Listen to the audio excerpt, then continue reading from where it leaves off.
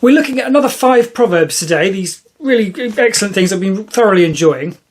This is Proverbs 21 to 25, or chapters 21 to 25, I don't know how I'm supposed to say that. The first one we got is, a person may think their own ways are right, but the Lord weighs the heart. Yeah, that's a kind of a tricky one, isn't it? Because those two things don't feel like they partner together. So you might think you're right, but God then says you're not. Well, that's what it's implied anyway. Certainly, it suggests that whatever you thought was right wasn't right at all. But there's no context for it, so it's really difficult to know what to do with that. We also have another idea of this. It's better to do what's right than to sacrifice, which is an idea that goes all the way back to Samuel, I think, saying to Saul, wasn't it? I believe that it's better to do as you're told than to sacrifice. And I think this is just the third instance of this suggestion, because David also decided he wasn't going to sacrifice in atonement for what he'd done because his contrite heart was enough, basically deciding that, and God seemed okay with it. So it does seem like the idea of this ritual sacrifice is not disappearing, but does seem to be fading back a little bit. We then have haughty eyes and a proud heart produce sin. That's an interesting one. I mean, haughty eyes and proud heart seems to suggest some sort of arrogance and knowing better. And then from that attitude, sin emerges. I guess, because it's not saying it is sin, it's saying it produces sin. So that is the foundation from which that sin is produced. So I guess that's thinking you know best and doing your own thing, something like that. But it feels like there's something deeply profound in there, and I'm maybe scratching on it if I'm lucky, but it's difficult to know. We have ignore the poor and your own cries will not be answered. It's interesting because it specifies the poor there. So it's an interesting point to look at. A homeless person, for example, what do you do with that? I know some people might just give them some money just almost to appease their own conscience or something, and then that would sort of fit with this, because you're not ignoring the poor and all the rest of it. But a lot of people, their problems won't be solved by money. I know a lot of people who you wouldn't consider poor because they have homes and stuff, but basically they're going to be in trouble at some stage. It might not be now, it might be when they try and retire or something. And a lot of those people, if you gave them twice as much money as they had, it wouldn't solve their problem. That's just, money isn't the issue. It's some sort of underpinning thing that's not looking after money. And I just don't know what the answer is to that. And when someone's on the street, I guess it's the same principle though, isn't it? It's is money going to solve their problem? And I don't know. And I never know what to do with it. And I talked to my daughter about it. I just don't know what we're supposed to do, because you can't solve the problem by going and give them a $5 or whatever. You couldn't go and solve the problem by giving them $5,000 probably. I don't know enough about it. But it is an interesting idea. I mean, that sort of statement though does imply that some sort of lip service to, oh, here you go, here's a quid or whatever, and I haven't ignored the poor, so I'm okay. But actually it's not really necessarily solving any problem. And to actually get to grips to solve what a problem might be, it could be quite a huge thing. So not a thing to undertake casually.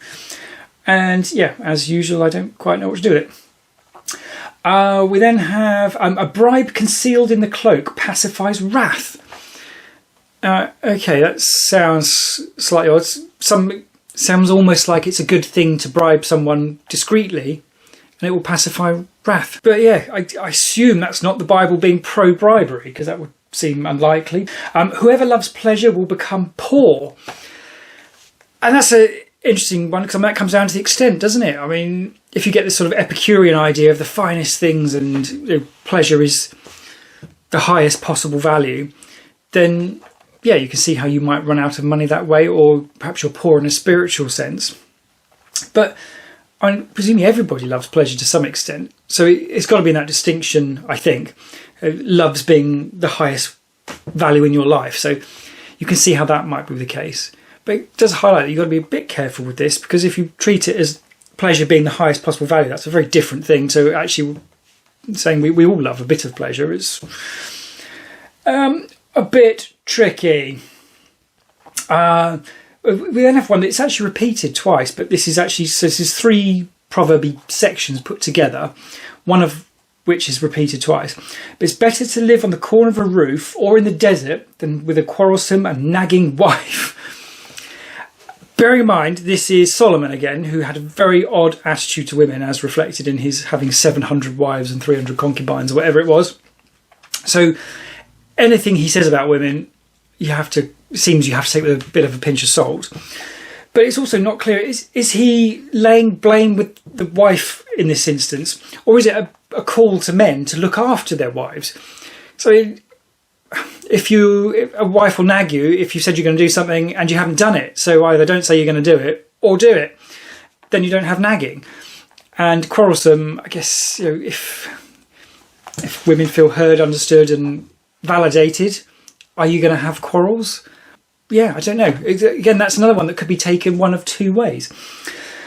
Esteem is better than silver or gold, which in modern context would seem to suggest it's okay to seek fame, which would seem unbiblical. But of course, if you think back at the time, there was no way to be held in high esteem generally without having done great things, I suppose. So presumably it's not an endorsement of fame. It's an endorsement of just doing great stuff and being wise and clever, I suppose. Very interesting next one. Humility is the fear of the Lord. So we have a lot of talk of this fear of the Lord and fear of your God and all that rest of it. And I've been starting to think that fear means less fear and more respect. But handily, they come and clarify that it doesn't mean respect or anything, or fear in terms of terror. It means humility. So that's excellent to have that clarified. And humility for God would make sense if he existed. So yes, I feel like we've solved the mystery there of what fear your God means. Children are fully embodied, but discipline will drive that folly away, which is, makes good sense, I think. But yeah, again, the Proverbs pulling out the importance of discipline. At this point, it switches from the format it's been in up to this point to having sayings, and there's 30 sayings, but they read quite a bit like Proverbs anyway. So I don't think it's particularly interesting, and the tone basically continues. We then have, in saying number 8, don't wear yourself out to get rich and do not trust your own cleverness. That's a difficult one, isn't it? Because another way of framing that is that don't work too hard and don't trust in your own plans and instincts and that sort of thing, which is somewhat contradictory to a fairly good way to get ahead in life, isn't it? So I don't know. I've been knocking around that idea that is my aim in life a little bit sinful because it errs towards the material and the rest of it. But it's also, I'm not rich by any definition I would accept, other than, I suppose, being better off than most people in the world and most people throughout history, I suppose. But that applies generally to a lot of us in the West. But yes, it seems a slightly odd advice. Don't wear yourself to get rich. That's sort of don't work so hard you burn out, I suppose. And there's no mention of the Sabbath there or anything, so it's not like it's a Sabbath violation. And do not trust your own cleverness. I don't quite know what to do with that one either. I sort of instinctively don't quite agree with it, but again, I suppose it's to the extent. Next, we have do not speak to fools, for they will scorn your prudent words, which is sort of interesting because you'd think love your neighbour as yourself means you've got some sort of obligation to help people, even fools, and presumably fools need more help than others. But this does seem to be suggesting it's just a waste of your time, which is sort of wonderful because some people you look at and you think they could do with some help, but I could go and try and help them, but it's not going to be well received. They're not going to do it. But it does feel like you should still try, I think. But this is saying don't bother. So that's sort of great. Thanks. That's kind of helpful, I suppose, in some way. We then have interesting in saying number 15 is that always be zealous for the fear of the Lord, which doesn't make a great deal of sense because, fear of the Lord. Why would you have zeal for fear? Which is a bit odd. But then tying back to this idea that fear of the Lord is actually humility, then it's always be zealous for humility, which makes some sense. I like it when these mysteries sort of drop in. Sometimes you have to read on for months in my case before you find an answer to that works back to that. But yeah, zeal for humility, assuming God exists, humility being sort of put yourself in the correct place relative to God, seems like it makes perfect sense and so helps solve this mystery of what fear of your God means. Saying number 28 is interesting because it's do not gloat when your enemy falls. When they stumble, do not let your heart rejoice. And this is coming from, I can't remember when it was, but it was the same guy, Solomon, saying earlier on that when their enemies perish through their evil deeds, he's going to laugh in their face. This is then the opposite of that.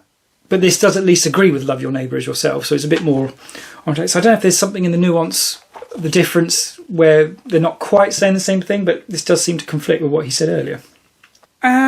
Do not seek revenge, basically, which, yeah, okay, that seems to logically make some sense, but it doesn't actually say why. So, I don't know, I like the answers to why, and we don't get one there.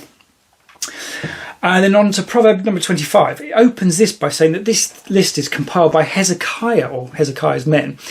Bear in mind, Hezekiah was one of the good kings of Judah who was around for, 30 years or so. But a couple of hundred years after Solomon. It's just an interesting insight into how the Bible got there. We then have help your enemy, and this will be to heap burning coals on his head, and God will reward you. And this is interesting because help your enemy agrees with love your neighbour as yourself, and then God rewards you. That makes sense. But in the middle, we have this, is to help them is to heap burning coals on their head.